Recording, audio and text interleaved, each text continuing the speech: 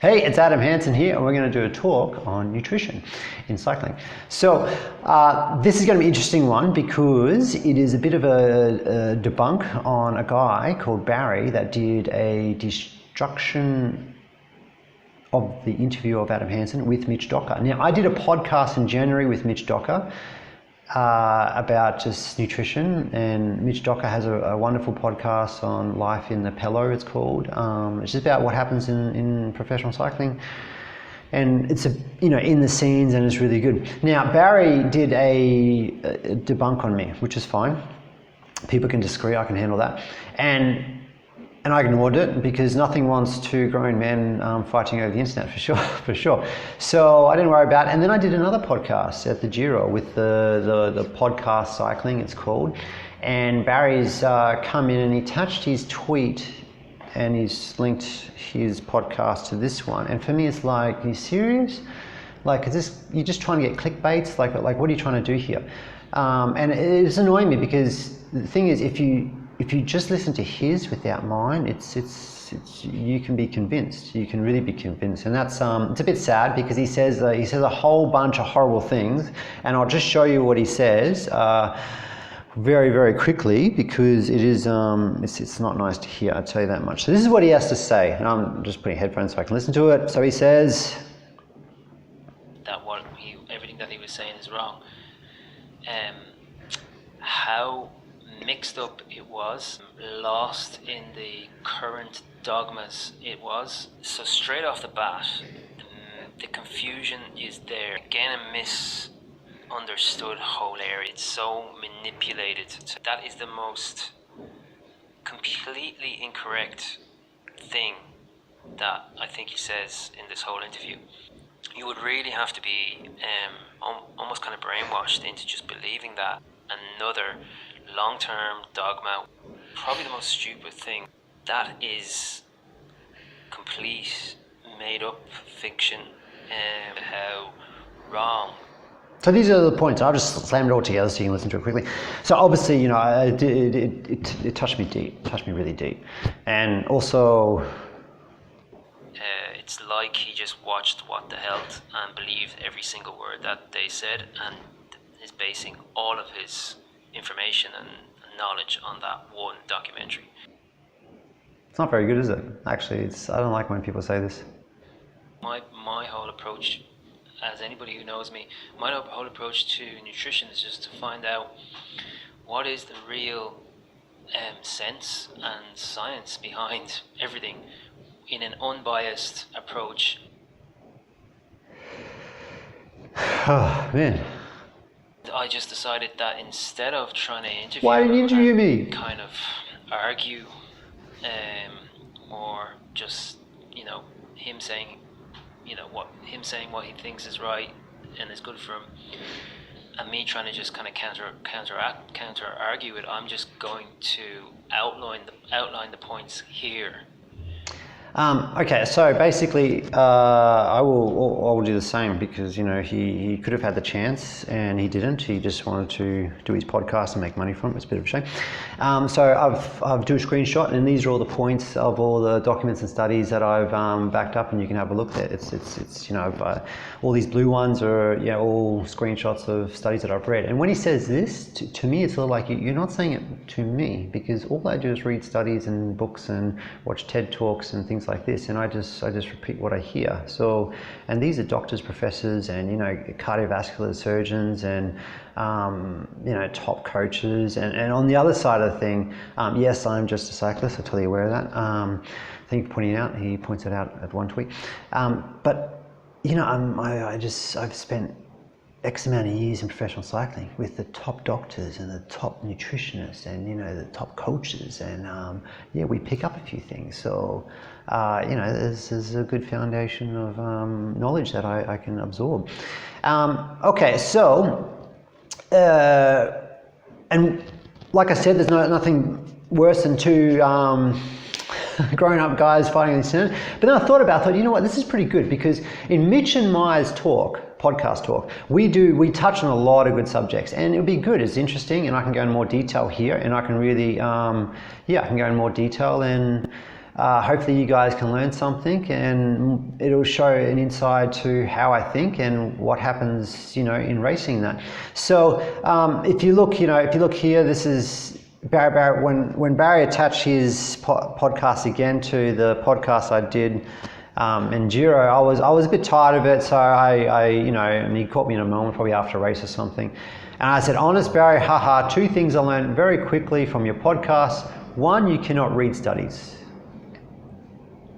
Or two, you lie and manipulate the data to work in your favor, which is dangerous when working with athletes under your wing. And this is a scary thing. When you listen to podcasts, and I don't listen to many podcasts. I like, YouTube channels where, professors and doctors actually showing the study. I like to see the numbers. And when I hear something, and that's what we're going to start with in this one, I hear some numbers that Barry just calls out. It's like, that's not possible. Like, these numbers are ludicrous, like really ludicrous. And for me, it's sort of, you just have to take this guy's word, and you shouldn't. You should always look at the source. And studies are super hard to read. They're like legal documents. They are. You got the abstract. People just read the abstracts and walk away with the results. Some people can't even read the abstracts. And Barry's a really good example of that. I'm going to have a few pokes at him. So, basically, what I want to play next is, so what this one's going to be on, we're going to do a whole nutrition thing. We're going to touch all the topics that Mitch and Doc and Mitch Docker and I touched on, and we're going to get into it more. So it'll be good for you guys if you're interested in nutrition and racing and things like that, and want to know more of the science and how I think and what I think. And just to cap on the first, as this is part 1, because it's going to be long. Because as you can see with everything I've done, it's this thing could go for like hours, and I don't want it too long each one. I don't want to bore you guys and suck up all your internet connection. So this one, I don't know what it's exactly going to be on. It definitely is going to be fat oxidation and the amount of energy used, and a bit about the energy systems. Okay, so we're going to touch on this at the start, and then we'll see how far we get into before I feel it's too long. And I just want to play this one part from Mitch and I's of our talk, and I think it is here.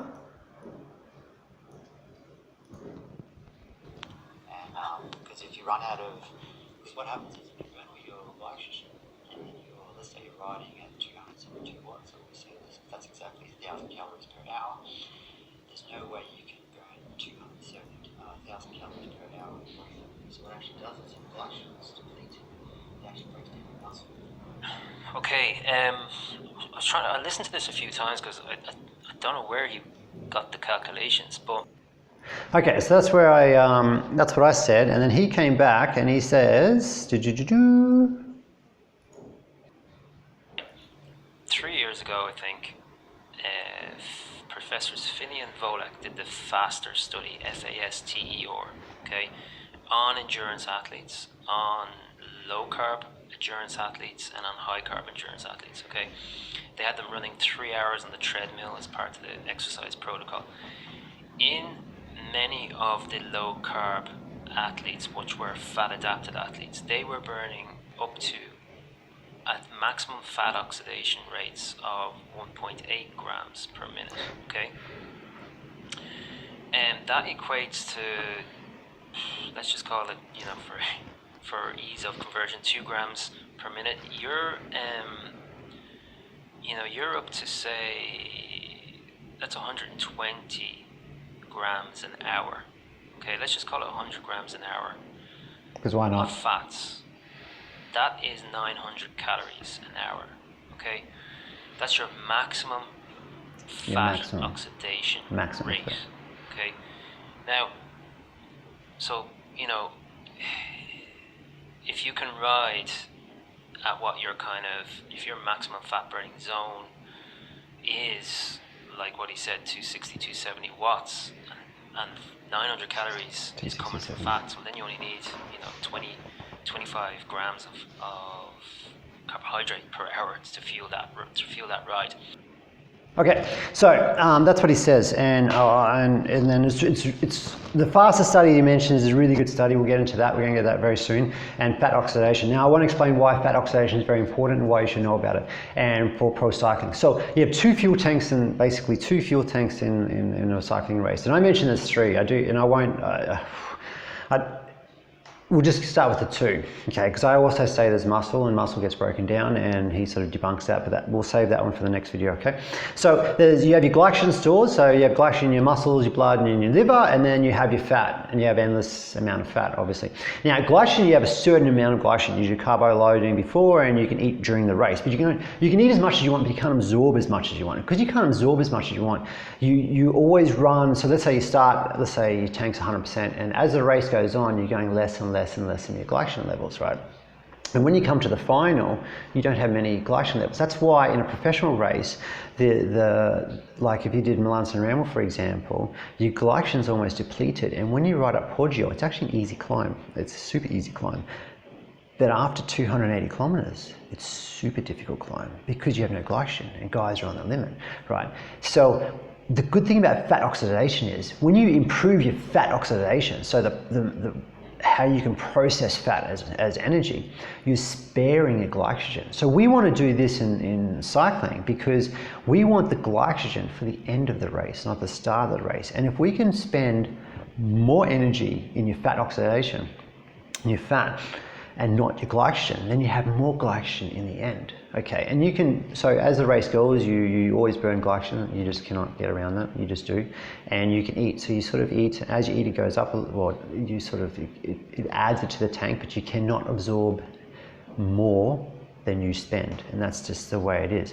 Okay, so let's get into the FASTER study, and the FASTER study is really interesting. So it's on the screen here, and when I look here, this is my laptop, and when I look here, this is another laptop, and I'm going to do a screen record so you guys get to see exactly what I'm doing.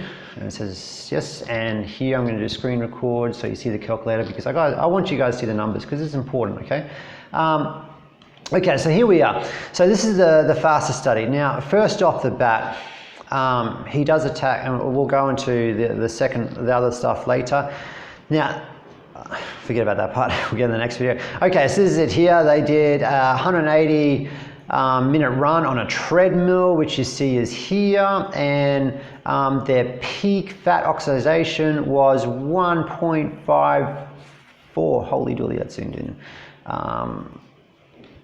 Excuse me, sorry. So the fat oxidation here, why does the mouse do that?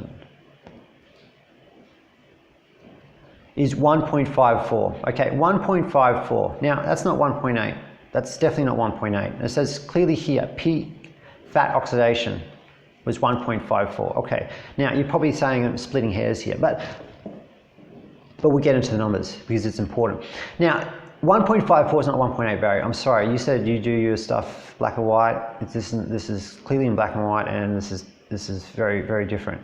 Okay, and just to go back, we're going to recap what he says because this is interesting. He said they had them running 3 hours on a treadmill as part of the exercise protocol in many of the low-carb athletes, which were fat-adopted athletes. They were burning up to maximum fat oxidation rates of 1.8 grams per minute. Okay. That equates to, let's just call it, for ease of conversion, 2 grams per minute. Are you kidding me? You just went from 1.8 to 2? That's like 11 point something percent more. If we had access to 11% more energy, we'd be flying.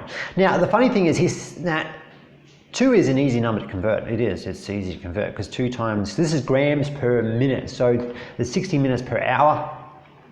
So 60 times 2 is 120, and we know there's 9 calories of fat per gram, sorry, 9 calories per gram of fat. So 2 times 60 times 9 is 1,080. And I think he just clicked because I said if you burn 270, so if you ride 272 watts per hour, that's about 1,000 calories per hour, and he's just went, I think he's just realized, oh, this is more than 1,000 calories, and I think he knows that you don't always burn fat, you always burn carbs. So he's backtracked a little, and he says, let's just call it 100. That's 900 calories, because 100 grams of fat times 9 calories per gram of fat is 900, and then to replace the other 100, you just spend 25 grams of carbs, he said, and 25 times 4 is 100, and 900 plus 100 is 1,000.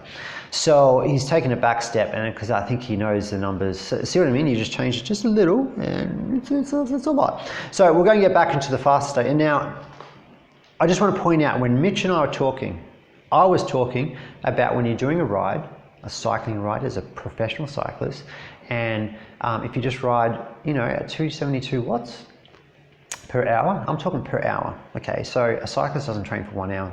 We train for 2, 3, 4, and normally when you do this ride, if I do these rides, it's a minimum 3 hours, but normally 4 to 5 hours, and sometimes I've done 6 hours of this intensity too. I think even 7 hours once, but this is just keep that in mind, because this is important to know. Okay, so getting back into the numbers, so it's 1.54. Where do you get 1.8 from? Where do you get 1.8 from? It's just not here. Okay, so this number here is the difference between, you know, so 1.54 is the result, and that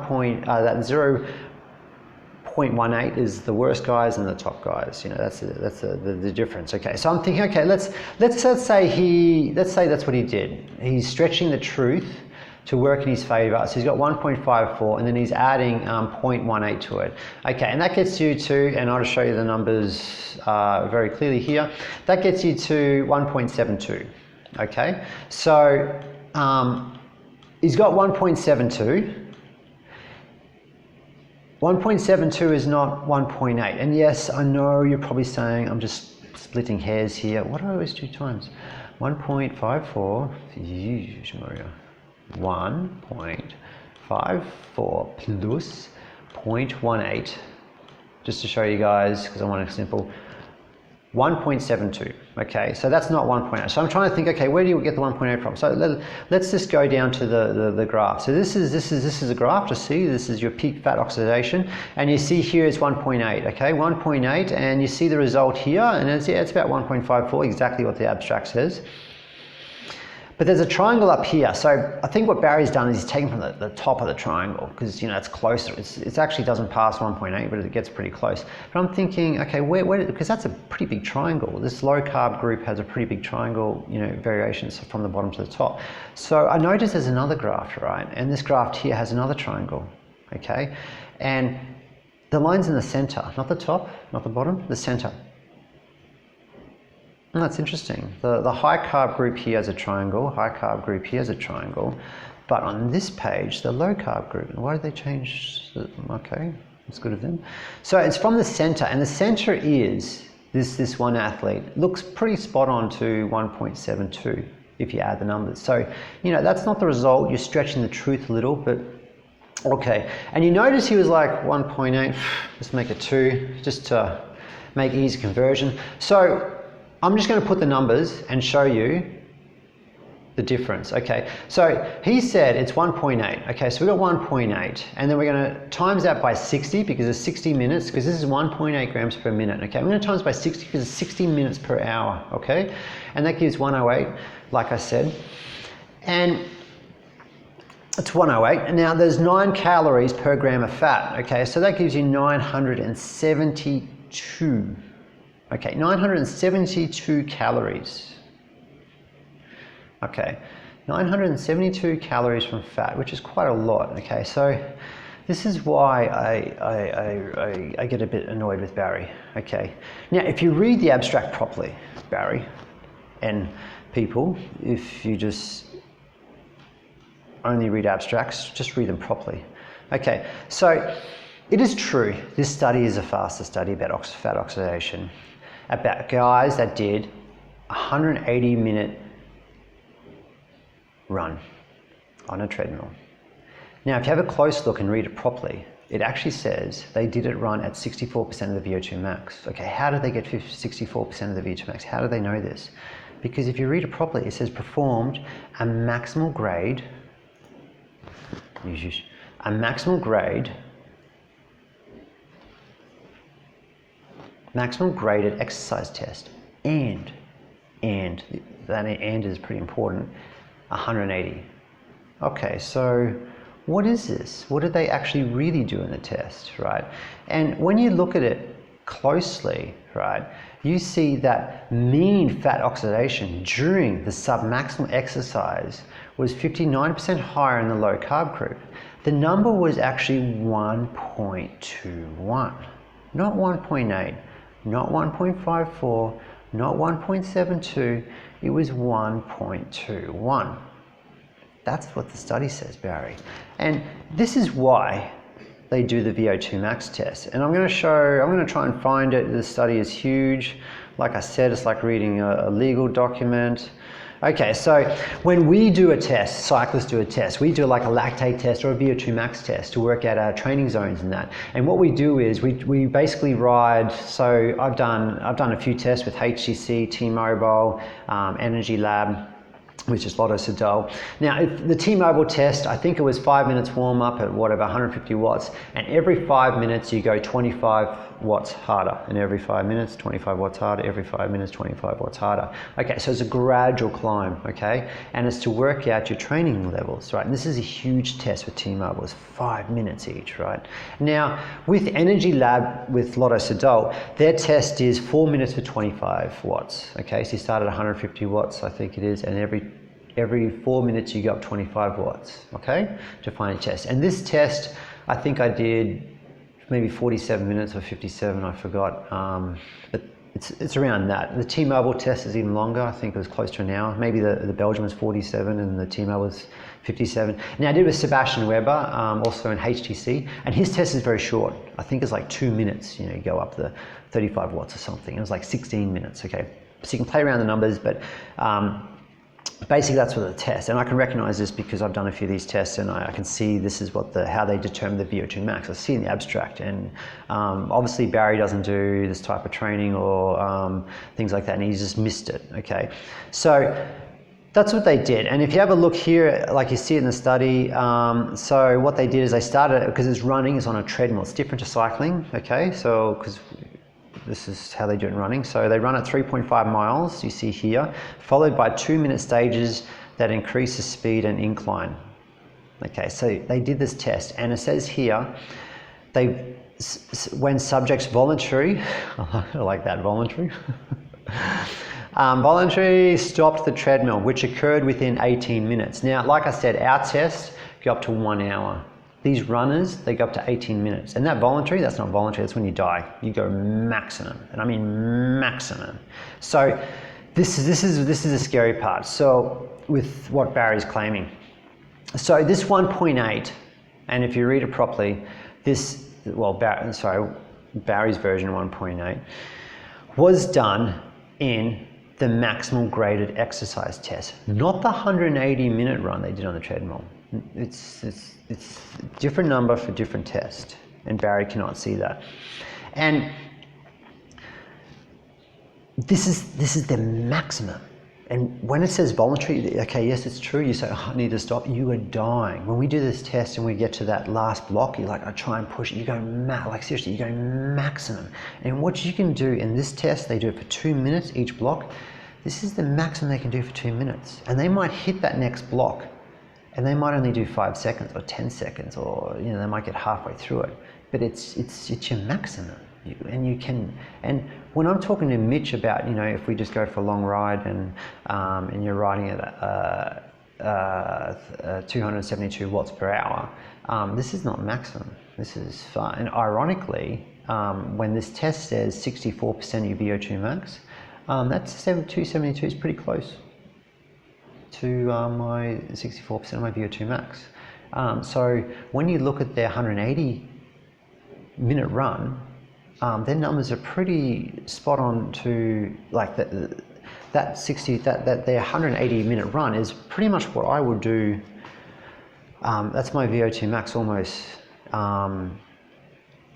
When I was talking to Mitch, that 1,000 calories, that 272 watts is almost 64% of my Vo2 max.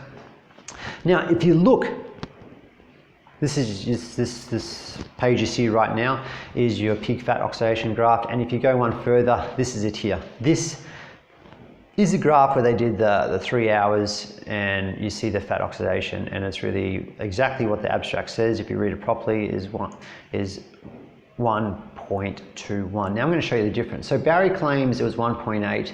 And I think what Barry did is he saw the 1.54, it didn't work for him, so what he did is added the difference, and the difference was 0.18, and he added those two numbers together, that was 1.72, and he thought, you know what, I can't remember 1.72, I'll just round to 1.8, because that's a nice number. And then when he's speaking about it on his podcast, he just rounds it up to 2.